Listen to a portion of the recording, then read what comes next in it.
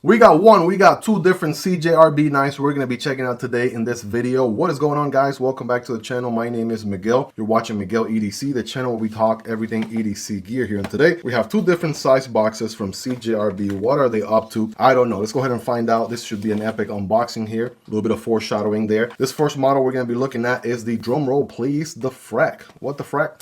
Stonewash AR RPM 9 with a stonewash steel handle. All right, this one should be on the affordable end of things. I'm gonna have the CJRB Bolt do the honors here with the recoil lock, combining a spine lock and a crossbar lock all in one. Again, links to all these will be in the description and pinned comments. Also gonna go ahead and open this one here while we're at it. Why not? Well, let's take a look. What is the Frack all about? I want to say the Frack came out a little bit ago and that's been in my radars. One of the knives I definitely wanted to check out from CJRB. Zipper pouch here on the unboxing experience, and woo, baby, we're in for a treat. That's looking epic. We have a wiping cloth as far as unboxing goes, but holy macaroni. I saw some pictures on this one. I pictured it being a little bit smaller, but holy macaroni, is it a good chunk of size. Holy smokes. Yeah, the Frack is no joke, ladies and gentlemen.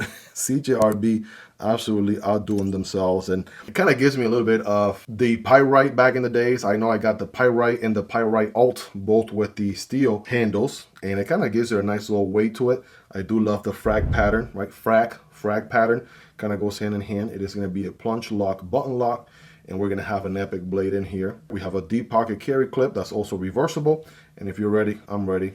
Bam. Holy smokes, guys. Forget large knife. We're in the extra large territory right now. This thing is wild. Holy macaroni. Yeah, the Frack is not messing around. This thing is insane.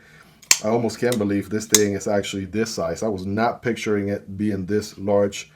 And please don't make any funny jokes on that phrase. I realized what I walked into.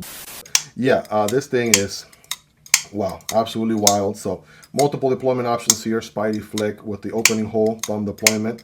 Also, listen to the thwack on the open. Bam. All right, that is nice and solid. Reverse flick as well. The button is actually, you know, proportionally a little bit bigger than usual. Of course, you can use the button to open.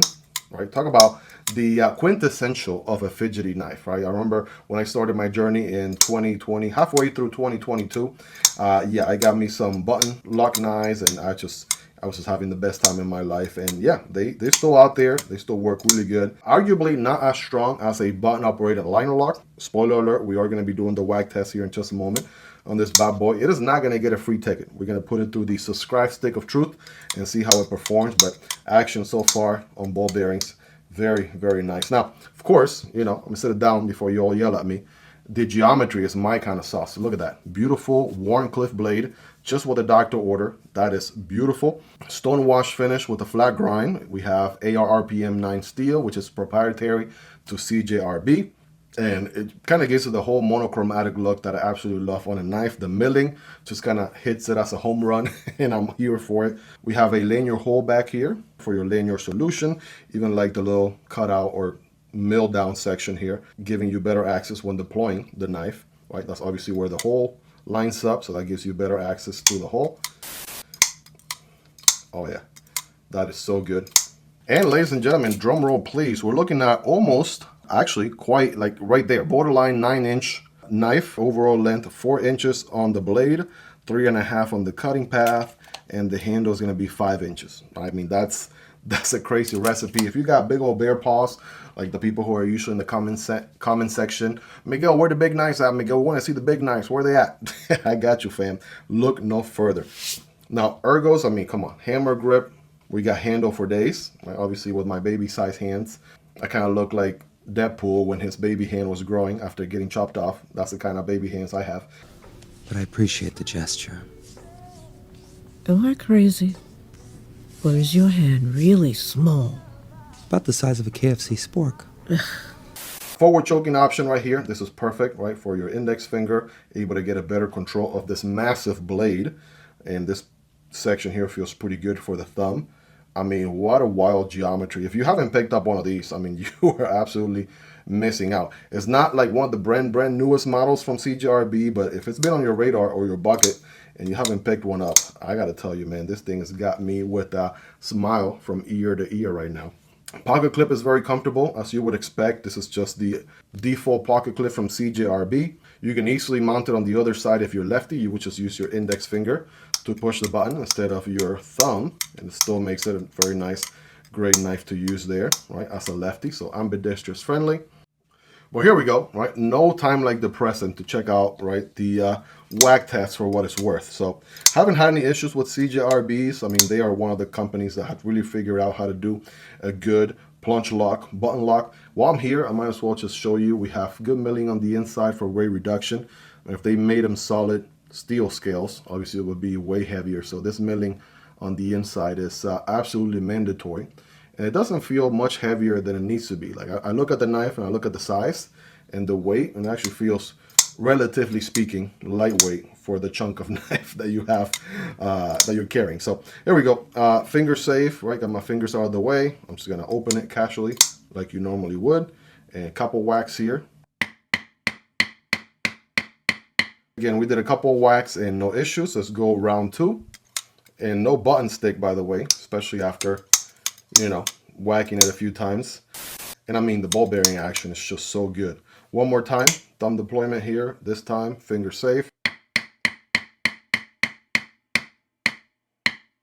All right, ladies and gentlemen, it is safe to say that this plunge lock, button lock passes the whack test for what it's worth. Not that you're gonna be hanging off a cliff with a knife, hanging on for dear life, but maybe that's you out there. You like to live on the edge, but for what it's worth, you know, it survives the whack test.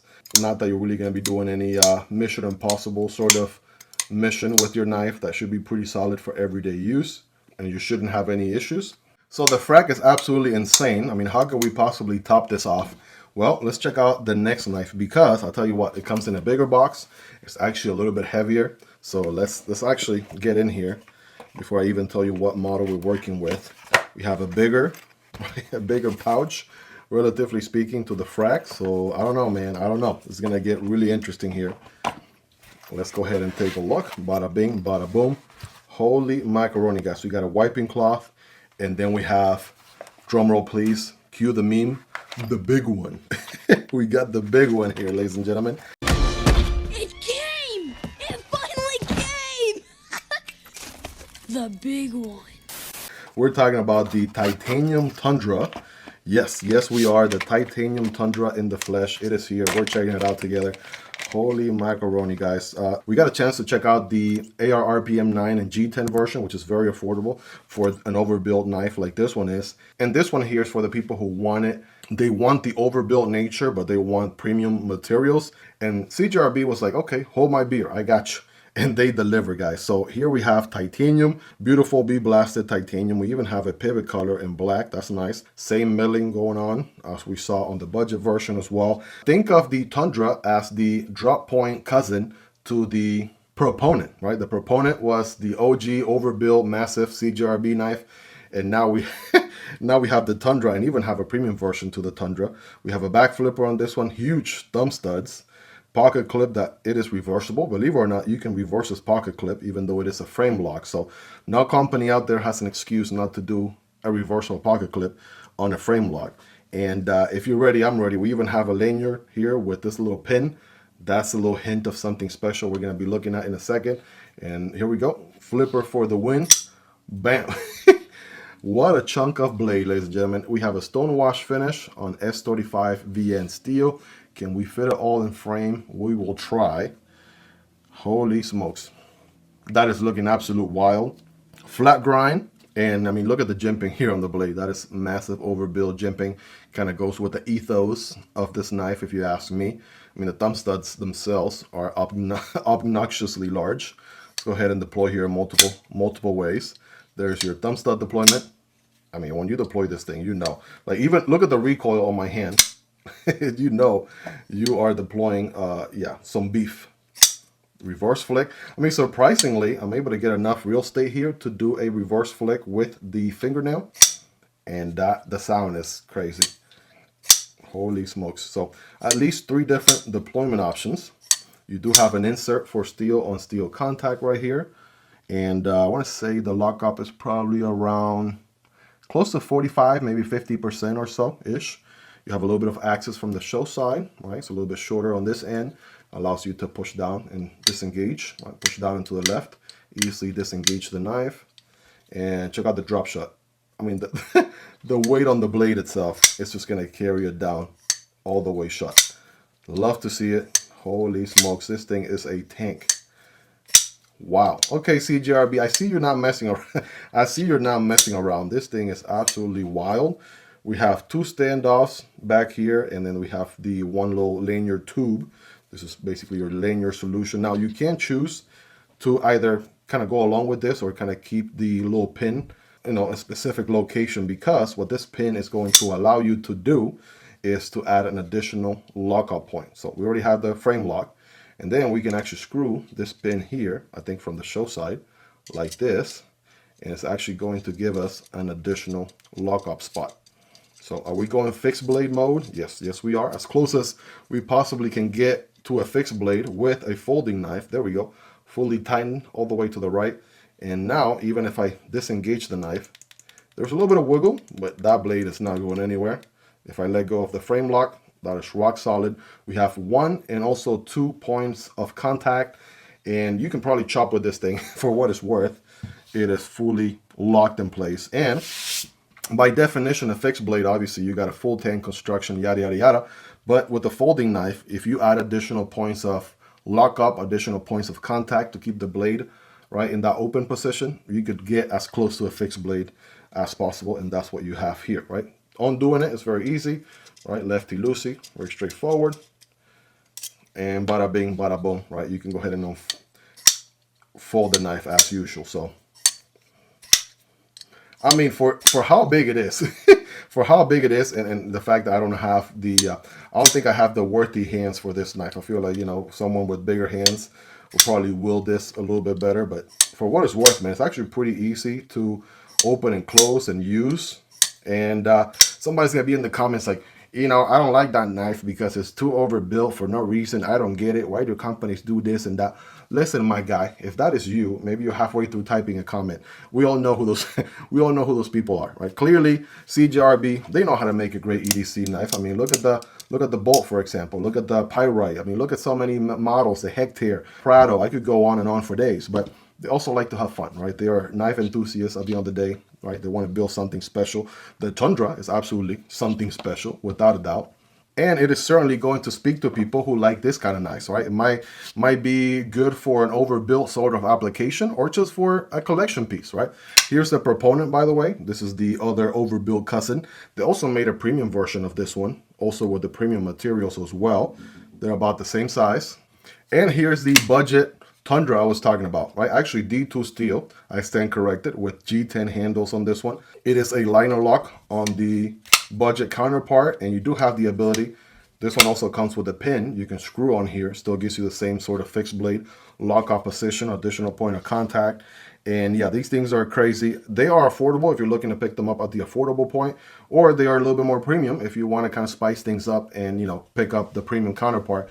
The option, I mean, the ball's in your court. The option is yours. Whatever speaks to you the most, you're good to go. But yeah, the Tundra is absolutely wild. I can't believe this is a knife. I can't believe this exists, but it does. And man, what a day to be a knife enthusiast. Sign me up. Just a few other overbuilt knives right here. We got the Tenable Bombur. It's going to be a little bit smaller. That's a Midgard's Messer design. And here we have the Sheepdog XL. All right, take a look at that one there from Kizer. So yeah, every company has their pocket tank, pocket beef of some sort. Their beefy, tanky model of some sort. And I'm just going to give you some other options to compare for reference. I have overview videos on all these, so I'll have links to all of them down below in the description, pin comments if you're interested. Last but not least, of course, we got the Frack. And just to give you some reference, the Frack is actually very close in size to the Tundra. You get more cutting path on the Tundra. You have a more pronounced finger choil on the Frack. You do have a tiny finger choil here. Like, check this out. They even thought about that. Tiny little finger choil on the Tundra. So if you wanted to get more control of the blade for your cut, you absolutely can. But you get a longer cutting path on the Tundra, and you get about the same length, right, ish. We said the Frack was 9 inches. The Tundra is 9 inches as well. 4 inches of blade, just like the Frack. 3.75 on the cutting path, so that's at least a 1/4 inch more. And then we have a 5-inch, little hair over 5 inches on the handle. So very similar proportions. and something a little bit smaller here for reference, the CJRB Bolt with the recoil lock V2. Guys, so let me know your thoughts on these knives. What do you think about the crazy Tundra with the premium materials? What are your thoughts on the Frack? What do you guys like about them? What do you love about them? Anything you dislike about them? All feedback is welcome. Let's hang out in the comment section down below. And as usual, links to all these in the description and pinned comments if you want to check them out. It does help out the channel when you use those links, but that's entirely up to you and at zero extra cost. Shout out to CJRB for sending these in for me to check out and share with you guys. And shout out to my Patreon supporters and channel members for supporting what I do here. You guys are awesome. Thank you all so much. Make sure to check out the 50K subscriber giveaway if you haven't already. Make sure you get entered. It is ending here at the end of February, on February 28th at midnight. So I'll have a link to the giveaway video down below as well, or here on the screen. Hope you guys really enjoyed this one. If you made it to the end, you're the real MVP. Hope you guys have a wonderful rest of your day. Take care, and I'll see you on the next one, either this one or this one. Peace.